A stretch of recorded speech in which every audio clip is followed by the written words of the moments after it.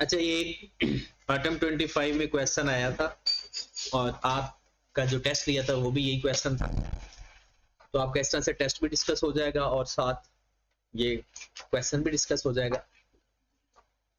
अच्छा, सबसे पहले हम ये देखते हैं कि ये लास्ट टाइम स्टूडेंट्स ने इसके साथ क्या किया।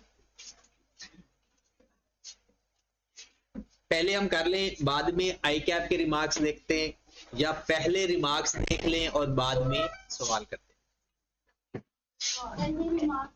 इस क्वेश्चन में 13% लोगों ने पासिंग मार्क्स ले सके, मतलब इस क्वेश्चन में 13% लोग पास कर सके हैं। मतलब ये जितने नंबर का भी क्वेश्चन था, अगर 16 नंबर का था तो 8 नंबर या उससे ज्यादा, सिर्फ 13% लोगों ने मार्क्स लिए।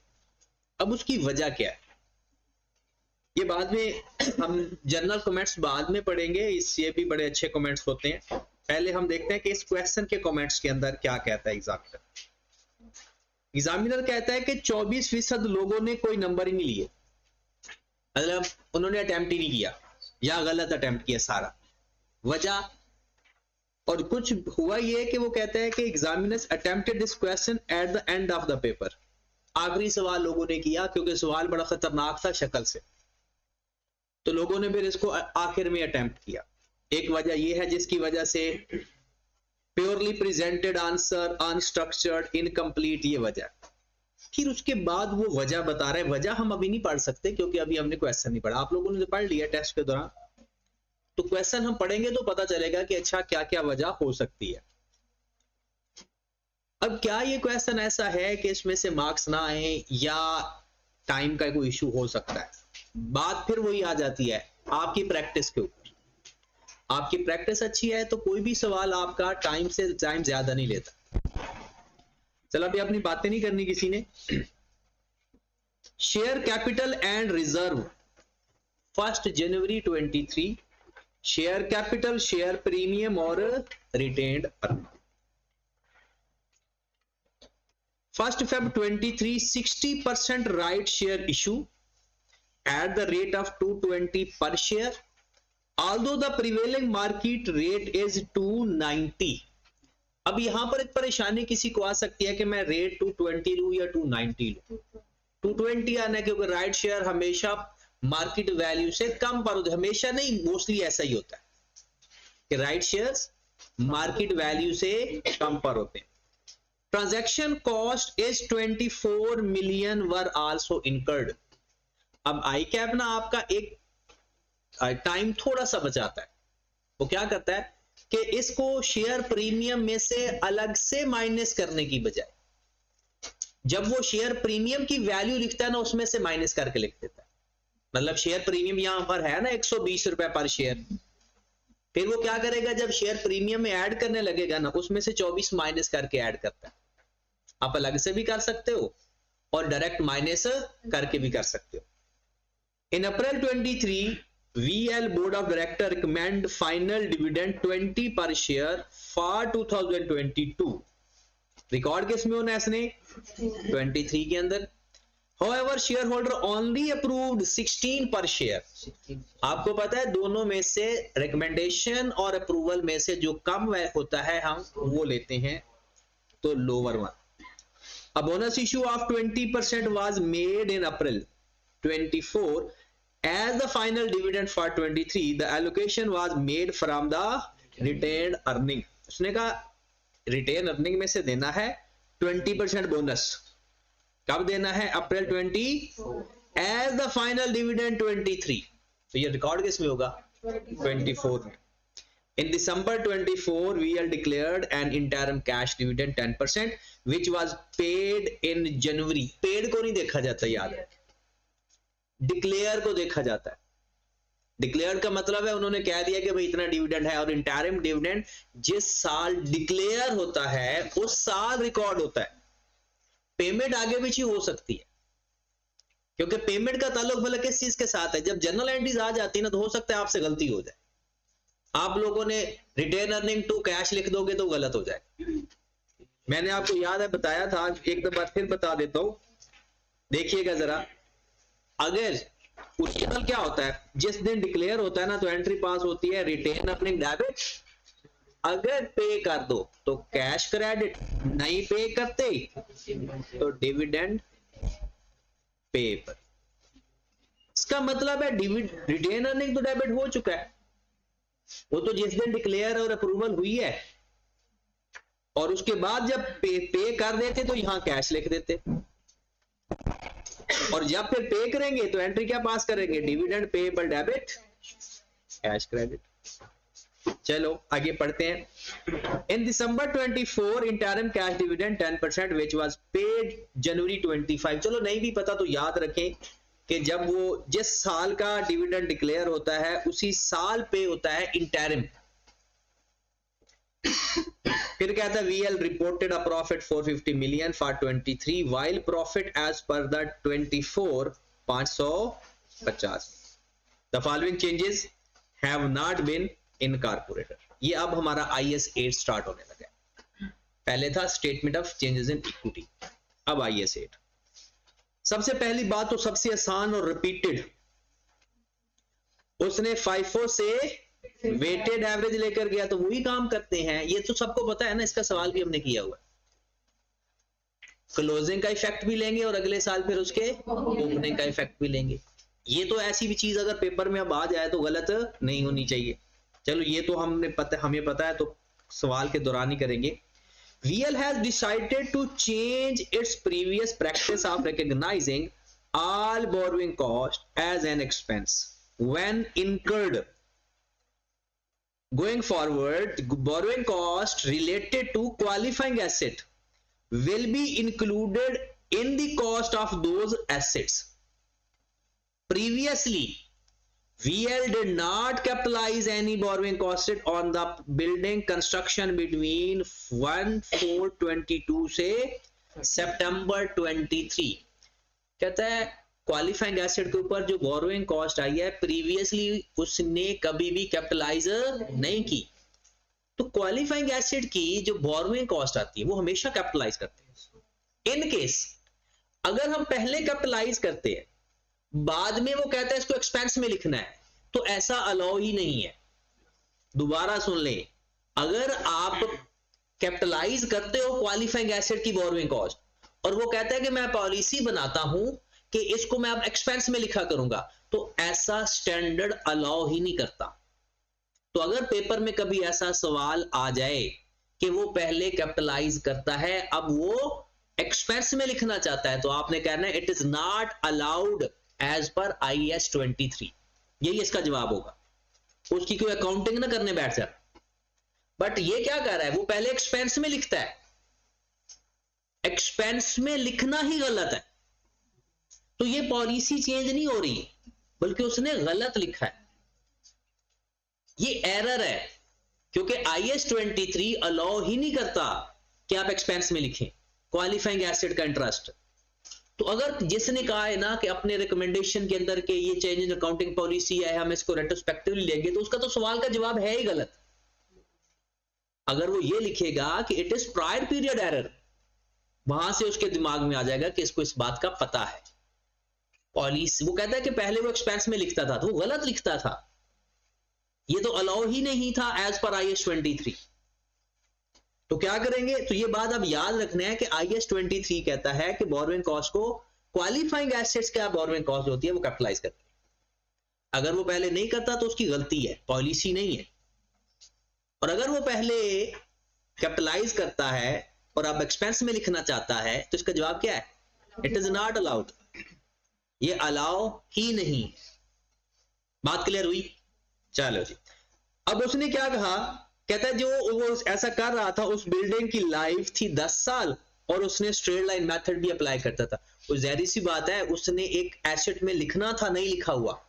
अब एसेट में लिखेगा तो वो डेप्रिशिएट भी होगा, और डेप्रिशिएट कब होगा, शुरू से होगा या जब वो कंप्लीट हुआ होगा? क्योंकि पहले तो जब कैपिटल वर्क इन प्रोग्रेस हो तो वो डेप्रिशिएट होता ही नहीं, तो जैसे ही वो कंप्लीट होगा फिर वो डेप्रिशिएट होना भी शुरू होगा।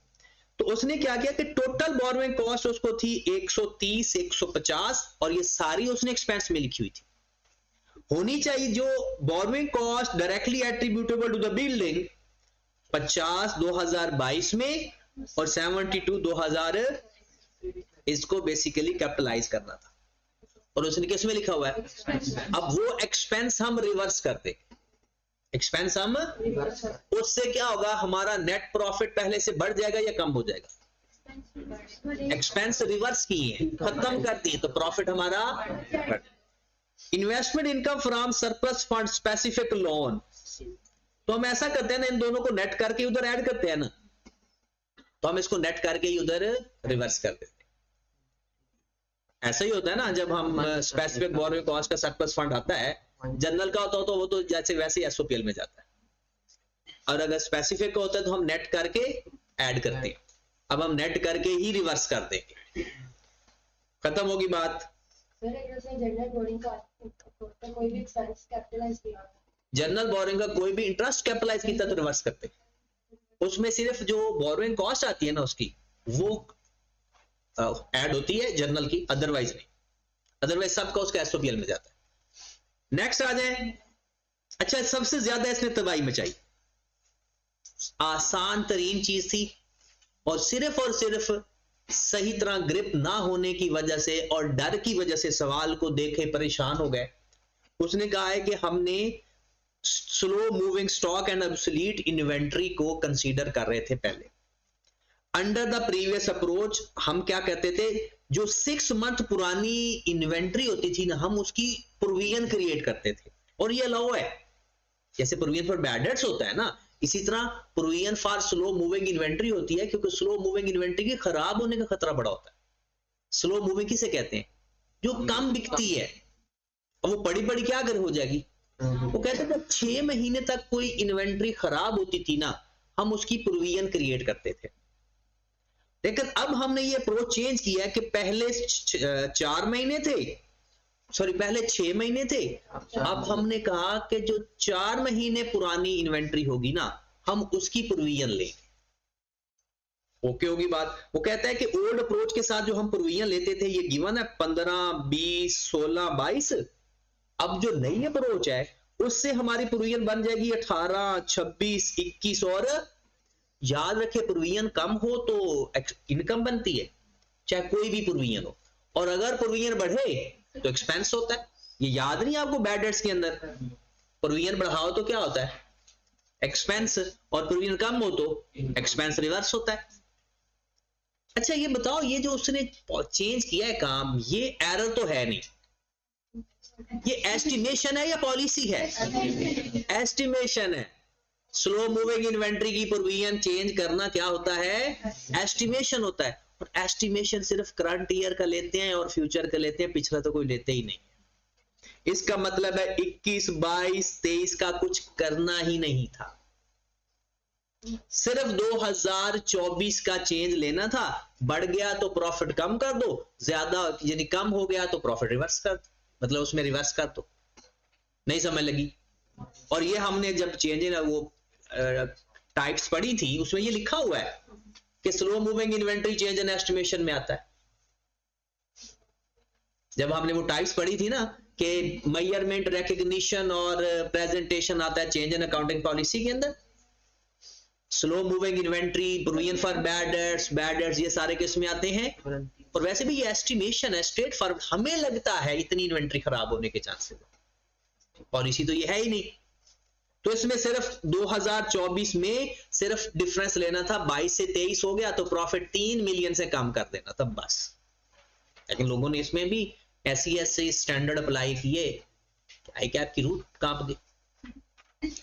अब हम इसके कमेंट्स पढ़ सकते हैं। वो कहता है कि borrowing cost, in practice of borrowing cost, examinee failed to identify that it is prevented prior year period. वो कहता है कि ये तो लोगों को पता ही नहीं चला कि ये प्रायर पीरियड एरर है। लोगों ने क्या समझा? पॉलिसी है। गलती होगी उनसे, और ये बहुत बड़ी गलती है। पहचान में गलती होना बहुत बड़ी गलती है, कैलकुलेशन में गलती बड़ी गलती नहीं कहलाती। दूसरे में आ जाए, change in estimate slow moving inventory was often incorrectly treated as a, फिर स्लो मूविंग इन्वेंट्री को उन्होंने अकाउंटिंग पॉलिसी ट्रीट किया। अब इसका मतलब सवाल तो हो गया ना तबाह। वो जो मैं कहता हूं खुला सांड, उसने सवाल के साथ क्या की, कर क्या रहे हैं, मतलब उसको रिकग्निशन ही नहीं हो रही।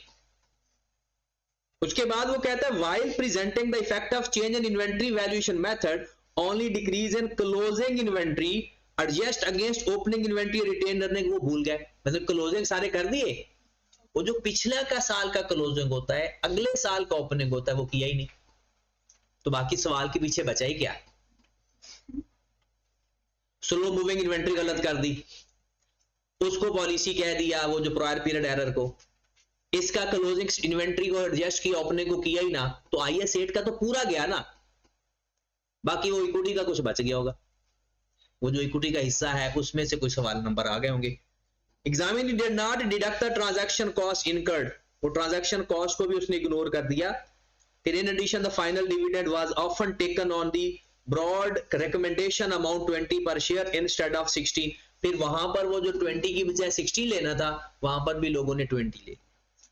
अब इसका मतलब ये जो गलतियां कर रहे हैं, चलो बाकी गलतियों को तो मानते हैं, ये जो 20 और 16 वाली जिसने गलती की होगी वो क्या पढ़ के किया होगा। हाँ टेंशन होती है तो फिर सीए नहीं करना चाहिए, जिस बंदे को टेंशन नहीं होती। सीए बहादुर लोगों का काम है, फेल होते भाड़ में जाओ, अपनी तरफ से पेपर करने की कोशिश करो बहादुरों की तरह, लेकिन पेपर फेल पास तो होते रहते हैं। अगर आप अपने आप को मेंटली स्ट्रांग रखोगे ना तो पेपर पास होने के चांसेस हैं, और डरोगे तो पेपर फेल होने के चांसेस हैं।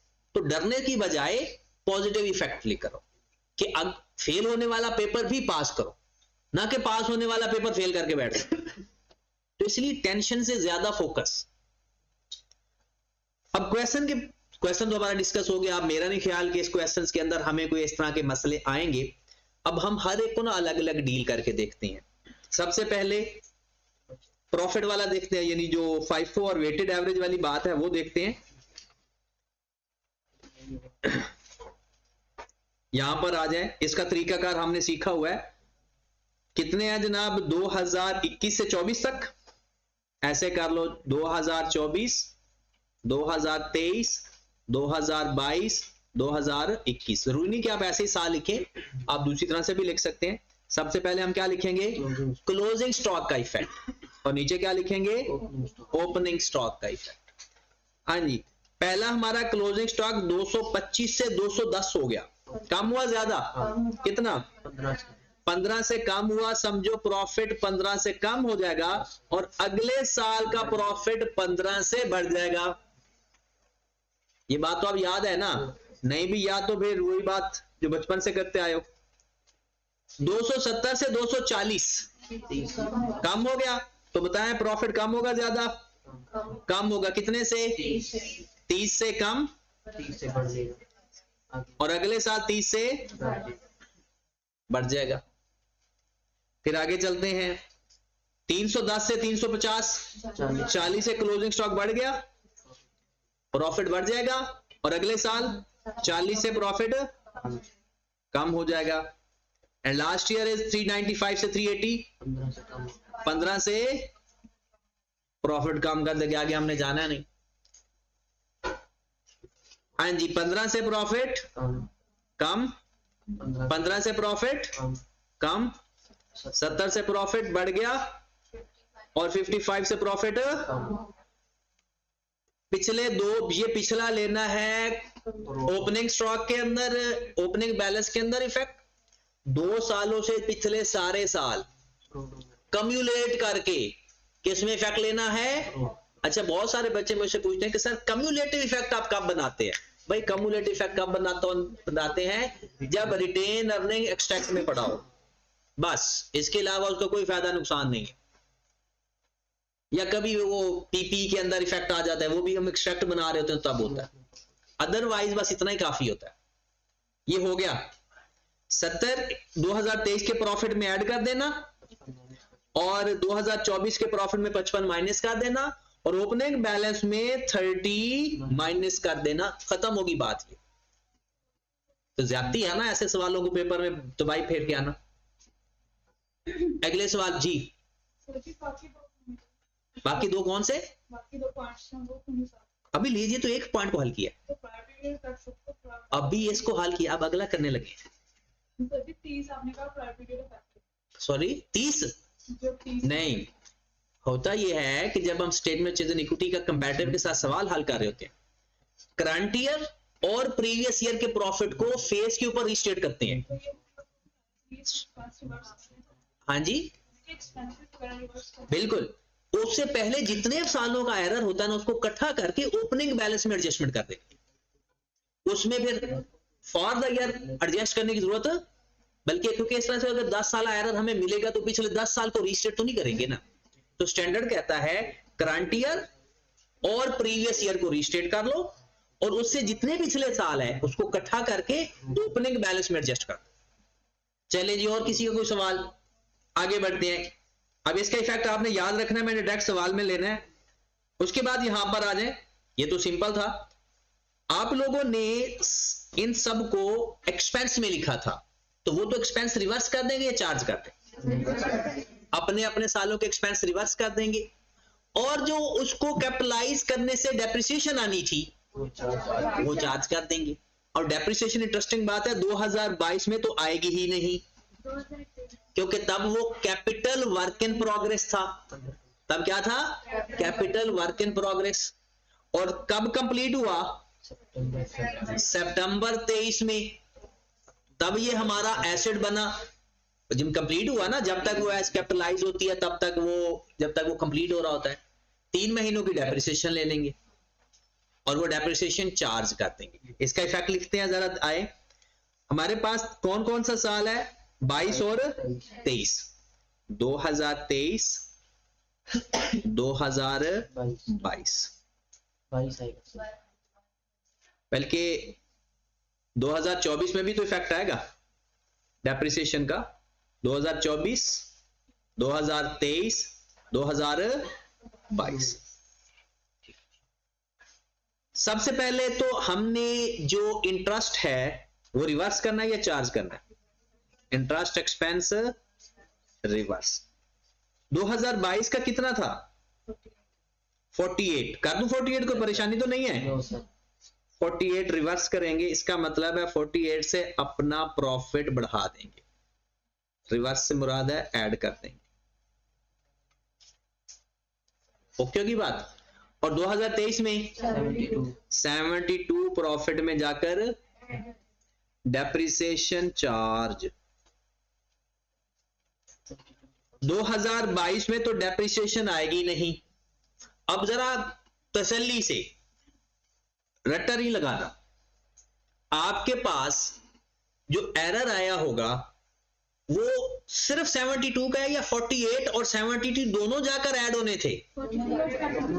दोनों ऐड होने हैं ना, एसेट की कॉस्ट में दोनों ऐड होने हैं। इसका मतलब है एसेट में जितना इंटरेस्ट ऐड होना है जो नहीं हुआ वो टोटल कितना आ गया? 120। इसका मतलब है इस 120 को फिर डेप्रिशिएट भी नहीं किया होगा, और मेथड भी स्ट्रेट लाइन है। 10 साल लाइफ है, डिवाइडेड बाय 10 कितना आ गया? ये 1 साल की डेप्रिसिएशन मिसिंग है, और मल्टीप्लाइड बाय 3 बाय कितना आ गया? 3। तो 3 डेप्रिसिएशन चार्ज करेंगे 2023 में, और 12 की डेप्रिसिएशन चार्ज करेंगे 2024 में, क्योंकि 2024 में भी तो वो एसेट तो कैरी कर होता है ना। Income expense for the year होते हैं, और जो एसेट से रिलेटेड एरर होता है वो कैरी होता है। ये तो हम पीआरसी में पढ़ के आते हैं, इनकम एक्सपेंस ड्राइंग्स क्लोज होते हैं, एसेट्स लायबिलिटी इक्विटी कैरी होता है। तो जो भी एसेट्स के अंदर एरर होगा उसका इफेक्ट कैरी होगा, और जो इनकम एक्सपेंस होगा उसका इफेक्ट फॉर द ईयर होगा। खत्म होगी बात। 48, ये कितना आ गया? 69, और ये कितना आ गया? 12। अब जो पिछले साल है उसको करेंगे ओपनिंग में एडजस्ट, और जो करंट ईयर है और प्रीवियस ईयर है उसको फेस पे सही करेंगे। अब ये आपने 2023 के प्रॉफिट में जाकर ऐड कर देना है, और ये 2024 के प्रॉफिट में से माइनस कर देना है। आपका सवाल कंप्लीट हो चुका है।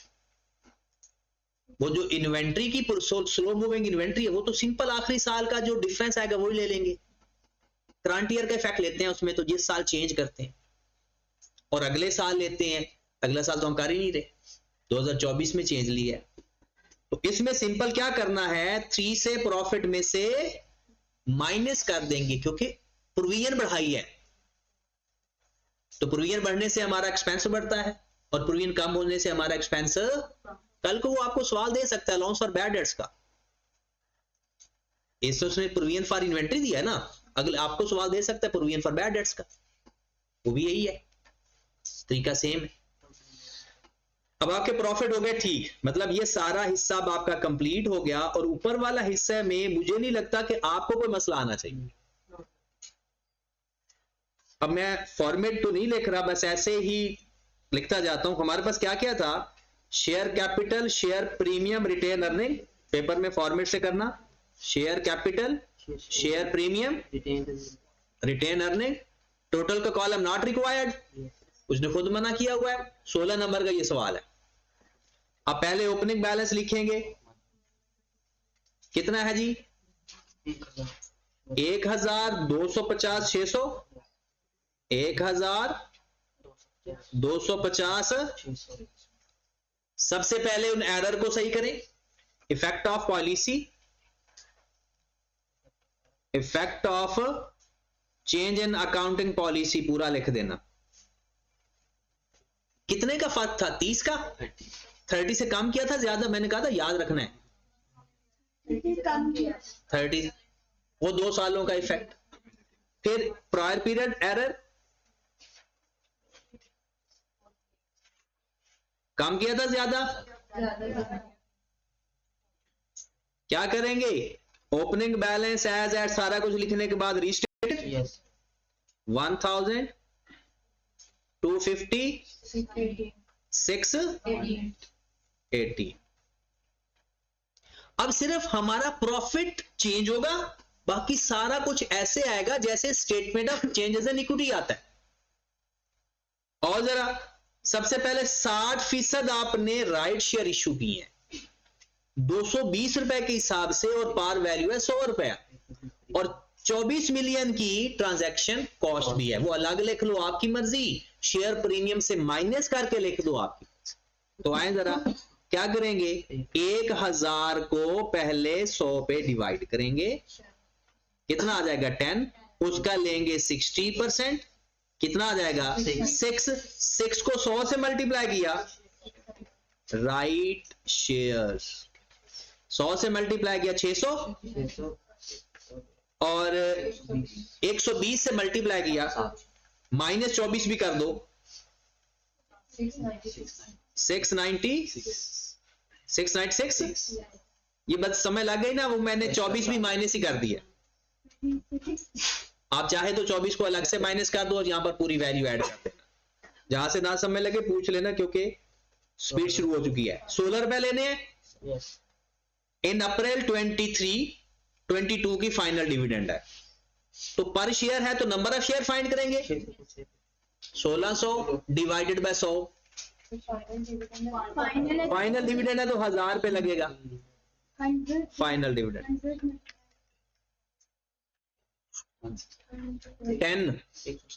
10 मल्टीप्लाइड बाय बोनस है या कैश है, वो कहता है रिकमेंड कैश 100,